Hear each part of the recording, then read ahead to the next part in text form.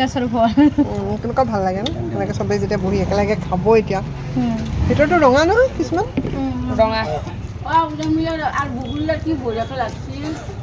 অমিশা দাস ৰীমা দাস বাইদেউ গোটা মধুৰিআম খাই আছে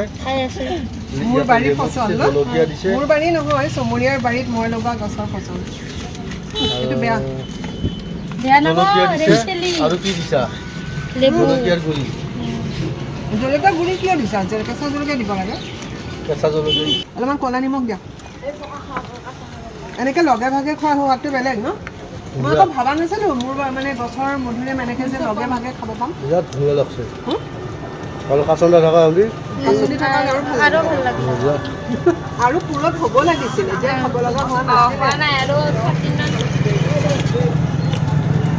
ৰাতিপুৱাৰ পৰা ৰাতিলৈ মধুৰিআম ছিঙিয়ে থাকে চবে হ'ব এফালে ফুৰো